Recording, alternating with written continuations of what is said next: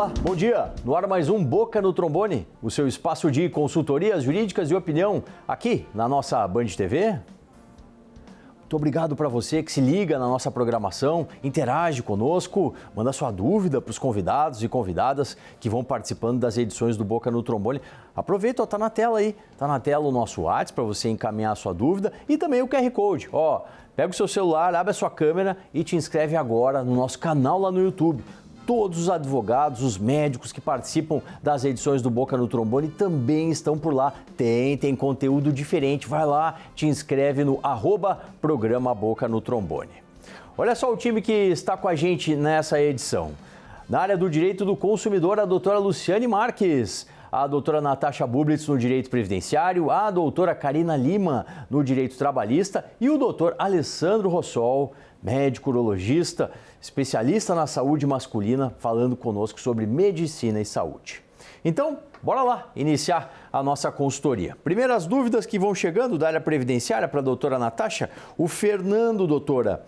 Meu pai pagava INSS para 10 salários, hoje equivalente a R$16 mil.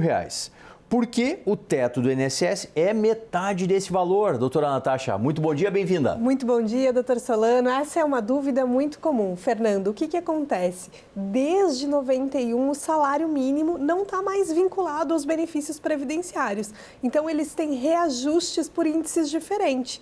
Atualmente, o salário mínimo tem tido reajustes maiores do que os aplicados aos benefícios previdenciários, gerando essa diferenciação. Como lá em 88 eles eram indexados, as pessoas mais antigas ainda lembram dessa vinculação, mas desde 91 não tem mais. Obrigado, doutora. A dúvida agora é dos trabalhadores. Quem está com a gente é a doutora Karina Lima. Para responder ao Geraldo, estou em auxílio acidente, não ganhei a CAT, só o B91 do INSS. A empresa entrou com recurso de conversão, sendo que foi acidente de trabalho. Tenho liberação para consultar meu encarregado. Peguei 2 dias de atestado. Quando cheguei na empresa e fui pedir a CAT, o técnico de segurança e o RH negaram, dizendo que a CAT só é dada dentro de 24 horas do acidente. Procede, doutora Karina. Bom dia, bem-vinda. Bom dia, doutor Solano. Bom dia, telespectadores, colegas. Isso está completamente errado. Primeiro que a CAT, ela pode ser concedida a qualquer tempo, não vai mudar sua condição referente ao acidente de trabalho. A questão das 24 horas é um procedimento administrativo, a qual a empresa está utilizando para não fornecer o documento.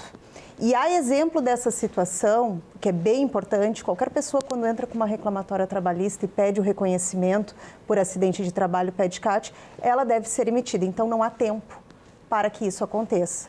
Sugiro que procure um advogado de sua confiança e verifique toda essa situação. Obrigado, doutora. Dúvida agora dos consumidores. A doutora Luciane Marques está com a gente e interage, doutora, com a Karina, lá de São Paulo. Estou há 22 horas sem energia e mais da metade da minha casa devido a um reparo da Enel. Já registrei reclamação na ANEEL, mas preciso do problema resolvido. Para tomar banho, tenho uma idosa de 95 anos em casa sem luz. O que fazer? Doutora Luciane, muito bom dia e bem-vinda. Bom dia, doutor Solano. Bom dia aos colegas de bancada que estão aí no estúdio. Karina, o que tu pode fazer, assim, é uma situação de extrema urgência, né? Então, tu fizeste muito bem em fazer a reclamação na ANEEL e tu podes também fazer uma reclamação perante a ouvidoria da Enel, né? E, além disso, pode comunicar a Defesa Civil, o PROCON, né? Devido à urgência. Agora, claro, né? É uma coisa assim que não é para durar mais de 4 horas a falta de luz para reparos. Então, se passou desse tempo, né? E tu ainda está sem luz, vai ter que juntar os comprovantes dos problemas, despesas que tivesse e ingressar na justiça. Mas, emergencialmente, liga para a Defesa Civil e comunica a situação. Perfeito, obrigado, doutora. E nós, no nosso espaço de medicina e saúde, a gente está recebendo com muita alegria o doutor Alessandro Rossol, ele que é médico urologista, andrologista, especialista na saúde masculina. Doutor Alessandro, em sua clínica, o doutor tem trabalhado com frequência a doença de Peyronie. Esclareça, então, para a audiência, em que consiste essa patologia, doutor. Muito bom dia, bem-vindo. Bom dia, Solano. Obrigado pelo convite. A doença de Peyronie é uma doença que incomoda muitos homens, é aquela doença que tradicionalmente entorta, encurva o pênis do homem. E ela é uma doença que acontece normalmente a partir dos 45, 50 anos de idade, que é aquela idade que muitos homens começam a ter já um pouco de falha na sua ereção, e normalmente o que causa ela são machucaduras, são dobraduras que o homem tem durante a relação, e essa machucadura, essa lesão provoca um processo inflamatório, depois uma fibrose, e essa fibrose retrai o pênis do paciente, encurva ele, e é uma doença bastante debilitante. Os homens que têm essa doença ficam muito perturbados, porque a relação deles fica muito prejudicada, atrapalha também o relacionamento do casal, e quero salientar que não é uma doença pouco frequente. Em torno de 10% dos homens vão ter doença de Peyronie na vida. Relevantes dados. Vamos falar mais com o Dr. Alessandro Rossol ao longo dessa edição. Vamos para mais uma rodada aqui com os nossos especialistas. A doutora Natasha Bublitz está respondendo aos segurados e seguradas do INSS. A Irene lá de Novo Hamburgo, doutora. Quando o governo vai pagar os precatórios? Pergunta de ouro essa aqui. Irene, boa pergunta. Nós não temos essa data ainda divulgada. Os precatórios federais, eles podem ser pagos até o fim do exercício de 2026. O que a gente tem é que os precatórios eles têm que ser encaminhados até o dia 1º de fevereiro para entrarem na folha de pagamento de 2027, mas nós não temos a data ainda dos precatórios federais. Os estaduais, aí, Solano, esses aí não tem nenhuma previsão, estão atrasados. Infelizmente. Mais uma dúvida dos trabalhadores, a doutora Karina Lima está com a gente e responde para a Cláudia aqui de Porto Alegre. Trabalha na área da saúde como cuidadora. De segunda a sexta-feira, das 8 às 16. Teria direito à carteira assinada e quantos dias trabalhados no mês teria direito a ter a carteira? Em caso de acidente onde não possa trabalhar, por exemplo, um acidente no trabalho ou no sábado, teria direito a receber o auxílio do INSS, doutora Karina? É uma questão de reconhecimento de vínculo empregatício. Bom, primeira situação, você trabalha 5 dias na semana, já é suficiente para ter esse vínculo reconhecido. Claro, existem várias outras situações que precisam ser preenchidas, como pessoalidade, onerosidade, são princípios do direito do trabalho que são adequados à relação. A questão do acidente realmente precisa ter o vínculo reconhecido, os recolhimentos previdenciários, para que a senhora possa ter acesso aos benefícios da Previdência Social. Então, sugiro que a senhora verifique toda essa situação, procure um advogado de sua confiança, porque realmente a sua situação depende muito de um reconhecimento de vínculo e assinatura efetiva da sua carteira de trabalho. Obrigado, doutora. Vamos com mais uma dúvida agora dos consumidores. A doutora Luciane Marques, a nossa especialista, interage com o Edson, doutora. Comprei pela internet, não recebi a mercadoria, nem devolução do dinheiro. Recorri ao PROCON, reclame aqui, direito do consumidor e ninguém resolveu nada. Como resolvo, doutora Luciane? Bom dia, Edson. Me parece que no teu caso, só colocando na justiça mesmo, né? Se ninguém resolveu, se tu fizeste todo o caminho. O que eu posso dizer é o seguinte, normalmente quando a gente compra de uma plataforma grande, como Mercado Livre, por exemplo, eles garantem a compra. Então fica até aí a dica para os nossos telespectadores, quando for comprar, comprem de plataformas grandes, conhecidas, e dá uma olhadinha no nome do vendedor ali, se ele cumpre os prazos de entrega e se é compra garantida, porque daí qualquer problema que tiver, a plataforma devolve. Agora, no teu caso, Edson, tu já percorreste aí todos os caminhos da defesa do consumidor e nada resolveu, vai ter que colocar na justiça realmente. Tá certo, obrigado, doutora. No nosso espaço de medicina e saúde, hoje o convidado é o doutor Alessandro Rossol, médico, urologista, especialista no tratamento da saúde masculina. Doutor Rossol, sobre a doença de Peyronie, como esse problema afeta a vida do homem? O senhor até já deu uma manchete na resposta anterior. Sim. É uma doença realmente bastante debilitante e que muitos homens às vezes têm vergonha de procurar o médico para tratar, para resolver o problema, e atrapalha por basicamente 3 problemas que ela causa. Essa fibrose no pênis do paciente, ela provoca curvatura, ela provoca retração, diminuição do tamanho do pênis e também muitas vezes pode causar disfunção erétil. A potência do paciente piora com a doença de Peyronie. E só para ter uma ideia, 73% dos homens que têm doença de Peyronie fica profundamente abalado com a doença, porque a vida dele fica muito transtornada, porque as relações sexuais dele ficam muito prejudicadas. Eu sempre comparo a doença de Peyronie com uma situação das mulheres, onde a mulher, quando ela tem câncer de mama e faz uma mastectomia, ela se sente mutilada. O homem com doença de Peyronie tem uma situação muito parecida. Vamos tratar mais desse tema ainda ao longo dessa edição, né? Você que tem dúvida, tem curiosidade, pode interagir, tá? Sempre correndo na tela aí o nosso WhatsApp e também a participação via redes sociais lá no @programa Boca no Trombone. Vá participando. Vamos com mais dúvidas aqui da área do direito da Previdência. A doutora Natasha responde agora para o Valmir, doutora. Trabalho desde os 15 anos e tenho 29 anos e meio de contribuição. Meu pai tinha modelo 15, acredito que é o talão do produtor, né? Tenho 60 anos de idade. Posso me aposentar, doutora Natasha? É uma pergunta bem interessante. Talvez possa. O que acontece? O talão de produtor do seu pai, por si só, automaticamente não configura que tu trabalhaste como rural.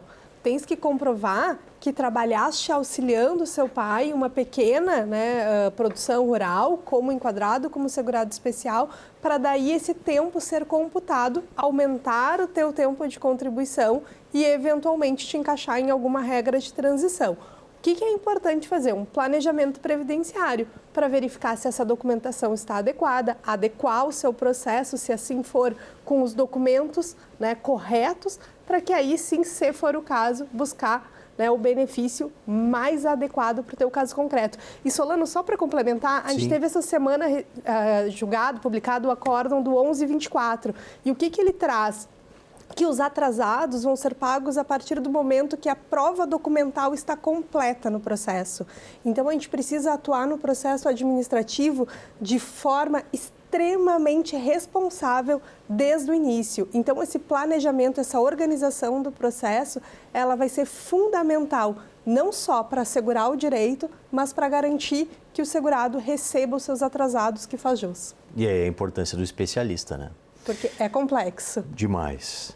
Vamos com mais uma dúvida dos trabalhadores. A doutora Karina Lima, do Moisés Izuco Advogado, está com a gente. O Marcelo, como faço para cancelar a contribuição assistencial que é descontada em folha, doutora Karina? Marcelo, você deve se dirigir ao RH da sua empresa e também ao sindicato, formaliza uma carta de próprio punho, leve até a empresa informando, leve até o sindicato, porque com a reforma trabalhista é possível essas oposições, já era anteriormente, só que tem uma questão. O sindicato geralmente coloca uma data para que seja feita essas oposições, só que essa data é feita pelo sindicato. Então, assim, você vai com a carta antes que finalize essa etapa e cancela essa contribuição diretamente no seu contra-cheque, sem problema algum. Isso é um direito seu. Obrigado, doutora. Consumidores participam. A doutora Luciane Marques responde para o Rogério, aqui da capital. Tenho como reclamar junto ao banco a cobrança indevida dos juros dos consignados do INSS e pedir o cancelamento de cobrança por 6 meses? Isso tem sido muito comum, né, doutora Luciane? Muito comum, doutor Solano. Inclusive, me parece que pela pergunta do Rogério, ele está querendo informações sobre a ação do superendividamento, que é onde a gente consegue aí uma suspensão, mas vamos por partes. Rogério, tu pode, sim, obviamente, questionar junto ao banco, né, esse juros, se tu visualizou aí uma possibilidade de juros abusivos, tu pode fazer isso extrajudicialmente junto ao consumidor.gov, enviar uma notificação pedindo extrato detalhado da evolução da dívida e várias outras coisas que o banco é obrigado a responder. Tá? Agora, se tu estás numa situação de superendividamento, tem vários empréstimos consignados e o teu salário, né, ele está indo só para pagamento de dívida quase, então é importante que tu procure um advogado especialista nessa área de superendividamento e aí sim, ali dentro de um processo de superendividamento vai se chamar todos os credores, limitar os descontos, certo? E ter a possibilidade de fazer um parcelamento aí em até 5 anos. E dentro desse processo se consegue uma liminar para suspender o pagamento da dívida que é considerada excessiva, né? Aí o teu advogado vai fazer um plano de pagamento, enfim. Mas tu podes buscar junto ao banco, junto ao Gov ou até mesmo judicialmente. Tá certo, obrigado, doutora. No nosso espaço de medicina e saúde, o convidado hoje é o doutor Alessandro Rossol, especialista na saúde masculina. Doutor Rossol, e o diagnóstico? Como que é feito o diagnóstico da doença de Peyronie? O diagnóstico normalmente é feito com anamnese, que é a história médica, né? E também o exame físico. O paciente normalmente, quando percebe a alteração no seu pênis, a primeira alteração que ele normalmente verifica é que o pênis começou a encurvar, ou ele tem às vezes também um pouco de dor no pênis no momento da ereção. Então ele deve procurar um médico urologista, preferencialmente um andrologista, um médico que é especializado mais em doenças do pênis e do aparelho reprodutor masculino. E nesta avaliação, para a gente ter o melhor diagnóstico, normalmente é feito um exame físico, onde o médico palpa o pênis do paciente. O melhor exame é a palpação, onde a gente facilmente detecta esse nódulo, essa placa no pênis do paciente. Em seguida, junto com a história do paciente, que ele vai relatar que houve uma modificação, a gente pode também fazer um exame de ecografia para poder verificar a placa. Muitas vezes a ecografia detecta e algumas vezes a ecografia não detecta a placa. E de rotina, hoje, na nossa clínica, a gente faz também um teste de ereção com ecografia, que é um exame onde o paciente é colocado numa sala separada e ali a gente faz uma pequena injeção no pênis desse paciente com um medicamento vasoativo que provoca uma ereção. O paciente assiste um filme erótico para ajudar a ter essa ereção. Claro. E depois de alguns minutos eu entro na sala e verifico o pênis do paciente em ereção e daí eu consigo verificar a deformidade, se ele encurtou, se ele retraiu, se ele dobrou e a partir dali ter o melhor diagnóstico para poder oferecer o melhor tratamento para o paciente. Perfeito, muito bom. Bom, durante essa semana estivemos fazendo a cobertura da 4ª edição do Conexões Jurídicas, lá na Liberta Investimentos. A partir de agora, trazemos o que de mais importante aconteceu no evento. É uma alegria enorme a gente poder estar no 4º ano já do evento, sinal que o pessoal gostou, pediu de novo. Hoje a gente vai tratar aqui de proteção patrimonial, vai tratar também sobre reforma tributária, vai tratar de imposto de renda, que teve mudanças aí, e vai tratar também do que esperar para o ano que vem, 2026. Está propício para fazer o planejamento patrimonial ainda com essas regras que estão vigentes. Claro que a gente, como advogado, trabalha com as regras que nos são postas e vindo novas regras, nós vamos aprender a trabalhar com as novas regras também. Mas esses momentos de agora, tá bom, o pessoal está vindo procurar justamente por conta disso. A reforma ainda vai ter impactos diretos na forma como a gente negocia, como a gente precifica os produtos e como o fisco arrecada. Quando a gente fala de investimento, a gente fala também de planejamento e com a reforma não vai ser diferente. Uma das estratégias que a gente traz são estratégias de liquidez imediata. Aí a gente traz alguns pontos importantes, algumas ferramentas importantes, que é o caso de VGBL, estruturações de apólices de seguro. Nossa pauta de hoje é planejamento patrimonial.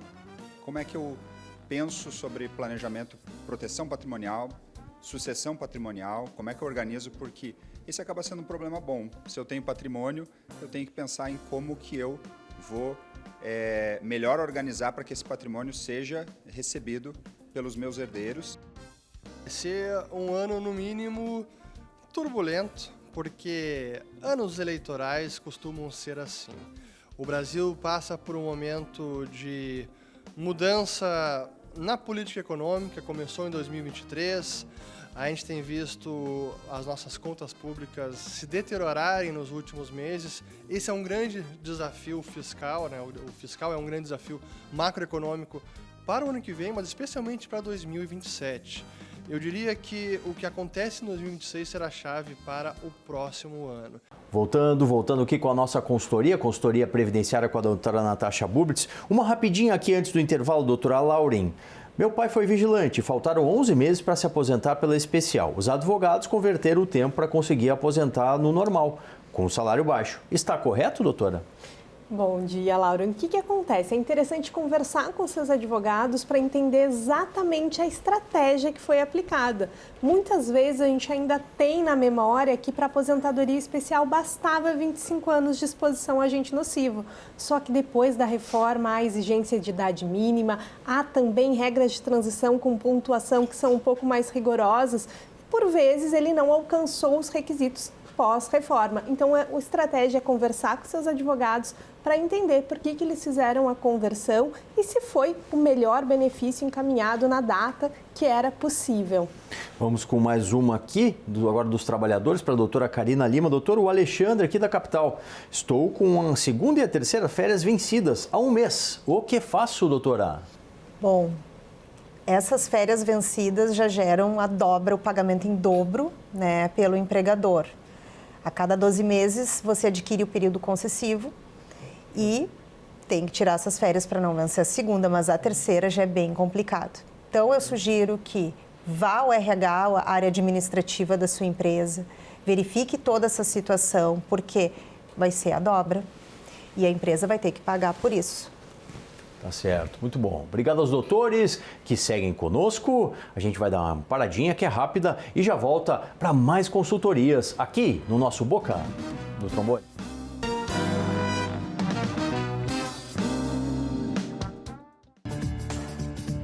OAB-RS alerta. Cuidado com os golpistas que se passam por advogados. Jamais realize qualquer tipo de pagamento ao ser contatado sobre seu processo judicial antes de falar pessoalmente com seu advogado ou advogada. Se você foi vítima de golpe, registre imediatamente um boletim de ocorrência na polícia. Acesse nosso site oabrs.org.br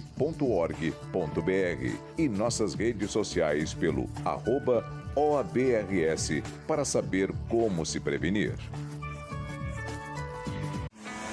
Transferência, emplacamento, licenciamento, não perca seu tempo. João Aurélio, 3330-2611. João Aurélio Registro de Veículos. João Aurélio, 3330-2611. Avenida Carlos Gomes, 31. João Aurélio, a grife do documento. Precatorista. Quer vender seu precatório? Empresário. Deseja comprar precatório e compensar seus débitos tributários? A Central Precatórios avalia sua situação e personaliza uma proposta. Há mais de uma década, a Central Precatórios traz agilidade e segurança na compra e venda de precatórios. Contate a Central Precatórios pelas redes sociais no @Central Precatórios ou no WhatsApp 5199-235-0849.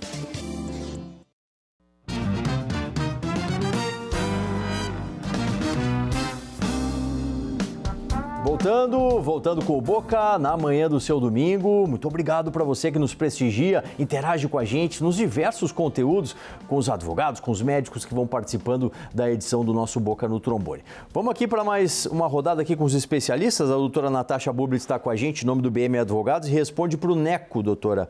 A aposentadoria especial pode ser menor do que o salário atual, doutora? Bom, Neco, sim, a aposentadoria especial ela pode ser menor que o salário atual. Isso por quê? Porque o benefício ele é calculado conforme a média da contribuição e depois que é feito o cálculo da média, é 60% mais 2% do que excede 20 anos de tempo de contribuição. Então, é um cálculo matemático conforme a tua vida laboral, não só o seu último salário. Obrigado, doutora. Dúvida dos trabalhadores, a doutora Karina Lima está com a gente nos assessorando e responde para a Silvia, doutora. Sou MEI e estou com a primeira funcionária. Ela está no contrato e colocou 12 dias, somando todos, de atestado, por problemas de saúde. Mas o problema não tem a ver com a empresa. Posso encerrar o contrato, doutora? Pode encerrar o contrato, sim, só que esses dias de atestado é bom verificar bem se realmente são 12 dias, tem que cuidar uma questão, afastamento previdenciário, para ver se ela já não se afastou. Tem que cuidar também o tipo de doença, já que não é do trabalho, mas sempre é bom cuidar pela questão que ela pode trazer, tá? A gente tem que sempre se prevenir, agora nesse momento é a prevenção, porque o poder discricionário do empregador, ele pode demitir sim. Só que, claro, com muita cautela ao verificar a documentação do seu empregado. Obrigado, doutora. E mais uma dos consumidores para a senhora, doutora Luciane. O Luciano, tenho 2 processos na justiça. Ligaram e fiz um pagamento de mais de R$1.000 para receber. Seria certo fazer a cobrança de pagamento? O que devo fazer, doutora Luciane? Então, doutor Solano, será que estamos diante de mais um golpe do falso advogado ou é uma cobrança legítima?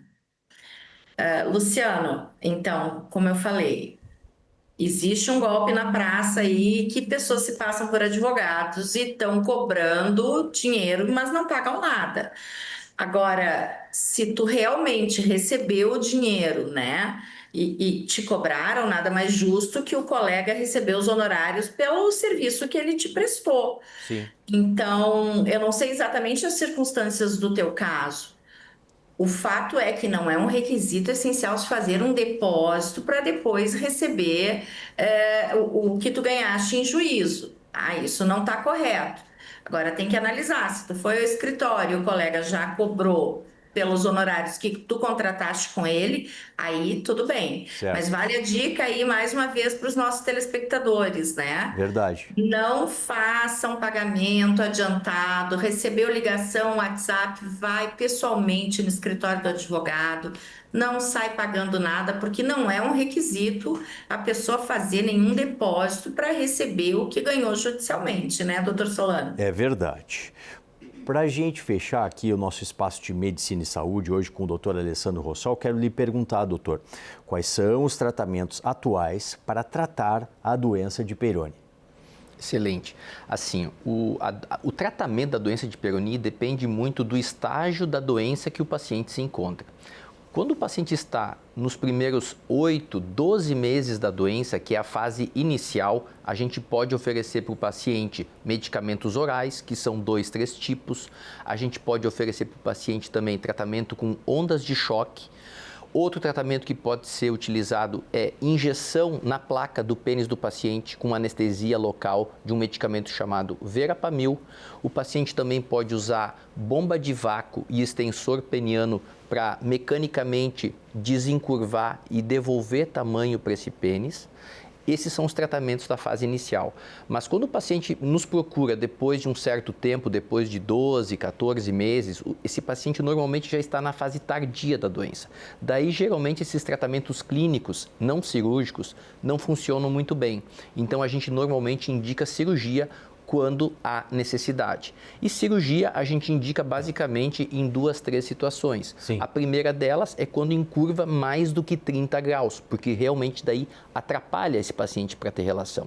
E para desencurvar esse pênis, a gente pode fazer várias técnicas cirúrgicas, mas basicamente uma delas é plicatura, onde a gente desencurva o pênis pelo lado maior. Sim.